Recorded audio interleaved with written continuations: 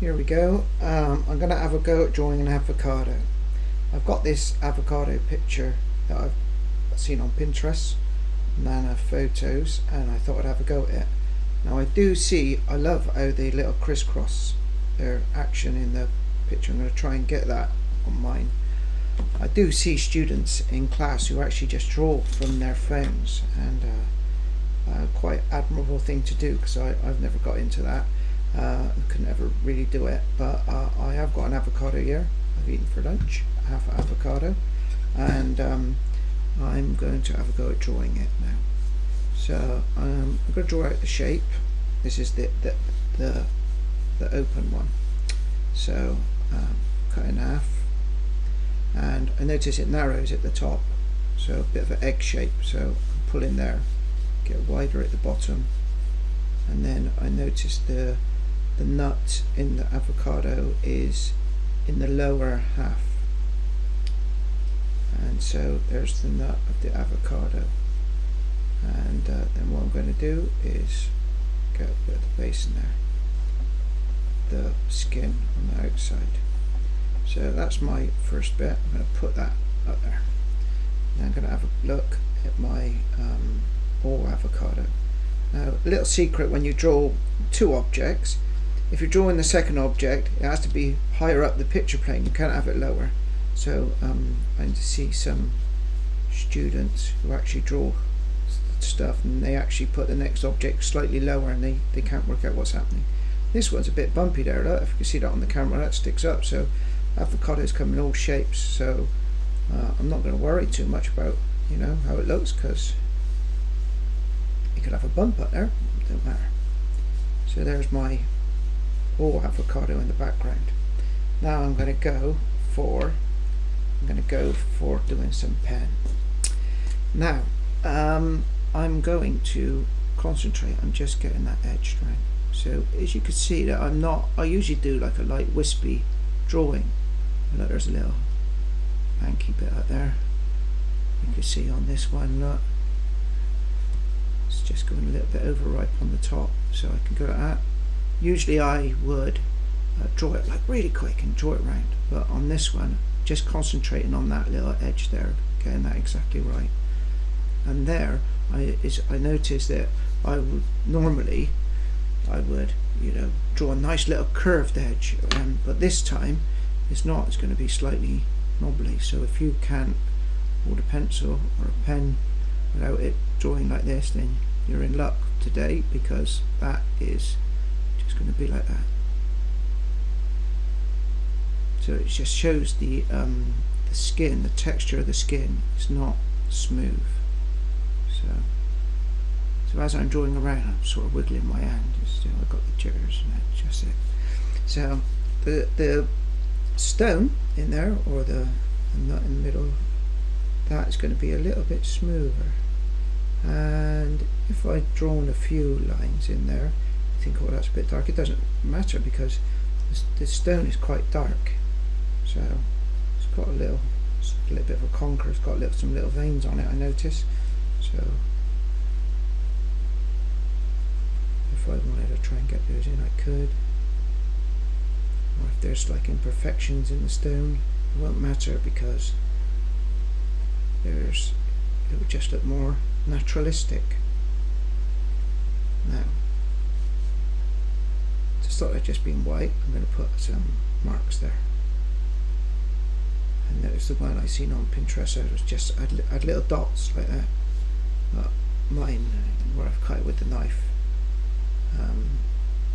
it's got some little marks on it. So I'm going to do that. Now I'm going to try to make this a dark shadow. Now the outside skin is really dark, so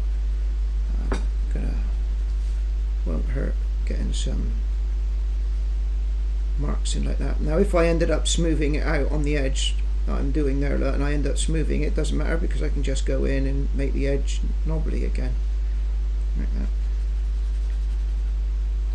Now, one thing I noticed on the picture I've seen on the internet, it had this cross hatching, and on here I had some cross hatching like that, and some cross hatching like that, cross hatching like that, cross hatching like that, cross-hatching like that, and then where it was darker, it would have pushing down a little bit more with my pen. But you can actually go light with your pen, so it just touches the surface like that, and you can actually push down and you'll get a thicker line. So there, I'm going to have that nice and dark.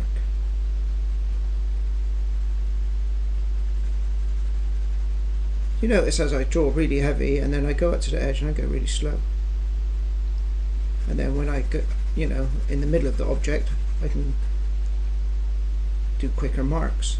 But as I go up to the edge, I just go really nice and slow, so I get them more accurate. So lines like this. And what I'm going to do now, I'm going to move my picture because my hand, if I want to, then I can don't even have to twist my hand around. I can go like that, then turn it so that the lines go the other way.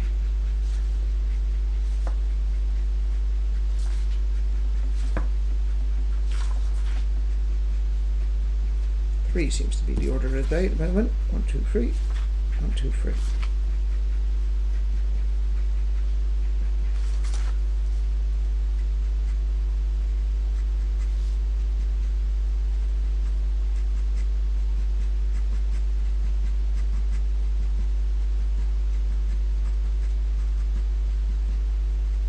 And where the lines are closer together, you get the darker tones.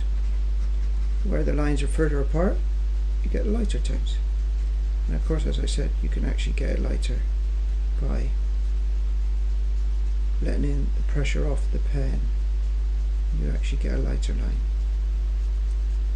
Of course, you don't have to draw with I've drawn with a fine lining pen, but I mean this biro is just as good.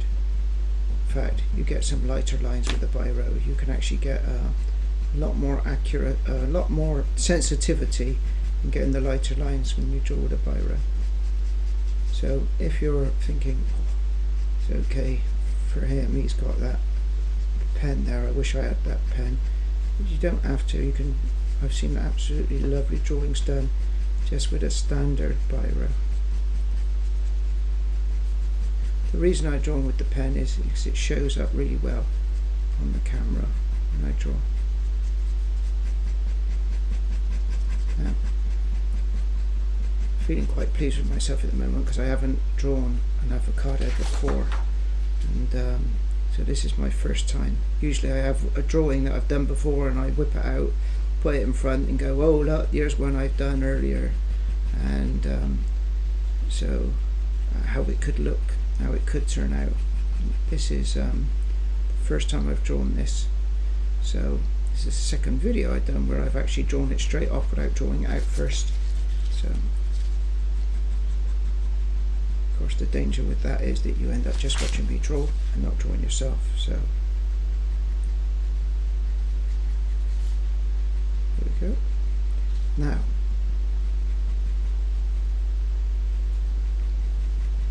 I fancy a shadow under here. It's going to cast a shadow, and I don't know if you can see a shadow there. There's quite a dark line from outside. I've got a little light there. The shadow comes in and fades as it goes out. So, and that's the light coming in the window, and it then fades as it goes away from the object. What I'm going to do is do the same. So that's going to be a shadow there, and as it goes out I'm going to wispy draw it like that, and then as it's closer to the object, get the lines closer together. Now I usually go in the other go in two directions when I do a shadow, but I might just keep it like this and just going backwards and forwards, like it's like a grain on a table.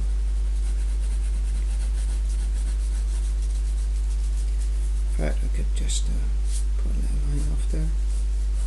This is a way to make it stop your objects just floating in space. When you draw an object, if you put a line across the middle there, looks like it's on the edge of a table. You can even draw it in with a ruler.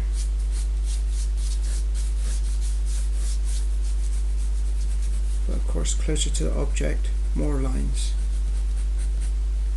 I've gone backwards and forwards there and caused a little, as the pen stops and comes back, you get a little line, so I'm going to just go out, and as I'm going out, I'm lifting off the pen like that. So I'm putting the pen down. Of course, if you've got a really dark edge there, you don't have to worry about the accuracy, because you just draw straight into your object that's shaded. You can have a bit of shading there between the two objects. Right, that is my avocado. Now I've got pencil marks there. So I'm just going to get a nice clean rubber. What you want to do is just make sure that that's, dry, and leave it for 10-15 seconds before you actually rub out, so you don't get the smudge. If the pen if the rubber hits the pen when it's still wet on the paper, you get a smudge. So I'm going to wait a little bit. I'm going to shake that off. There we go. That is how to draw an avocado. Good luck with that one. That'll be nice.